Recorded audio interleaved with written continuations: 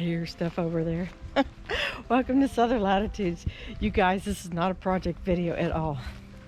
I am in this yard like 5 times every day, right? How do I miss stuff? A friend, hey Cindy, if you're watching, a friend and I, we were at the Ace Hardware store and we noticed some of the fruit trees were in bloom, right? So I'm like, okay, when I get home, I'm gonna have to check out my fruit trees. Well, okay, here is tropical sweet peach, nothing on it. I'll just, don't strain yourself looking because there isn't. I've already strained myself for you. Okay, skip the avocado. This is Persea Americana Winter Mexican. Not expecting anything.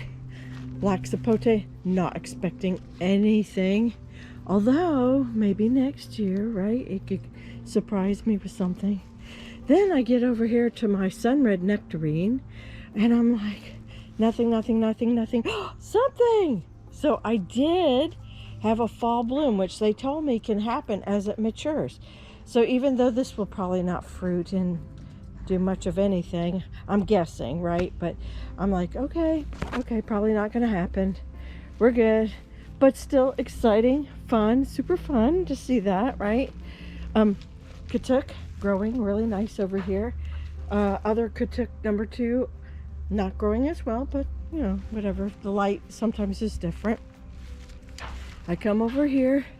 This is what are you? Sweet almond. I'm not really looking for anything there.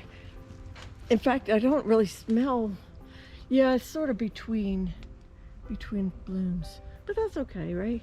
So then I have my Scarlet Beauty Plum.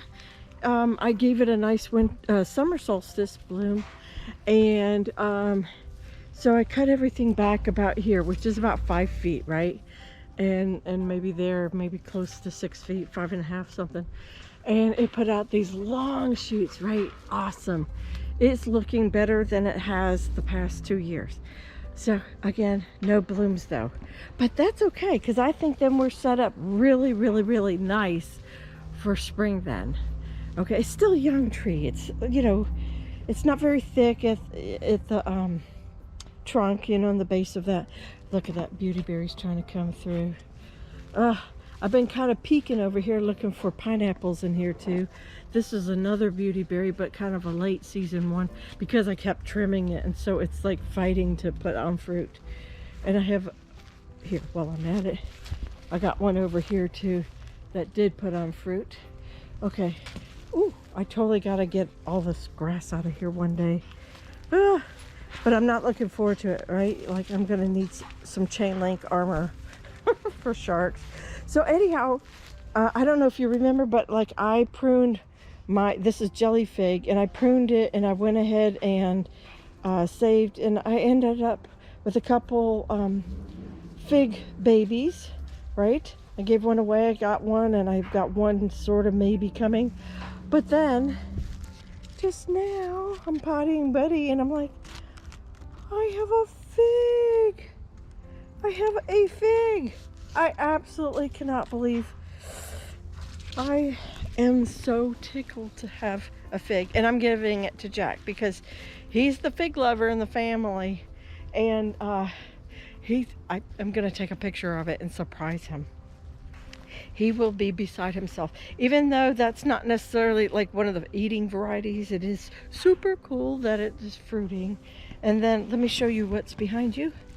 This is my fall winter pineapple. So far it's the first one that I see going on right here in the smoothie garden that we just transplanted all these babies, and you see they're starting to perk up a little bit. Not great, but they are.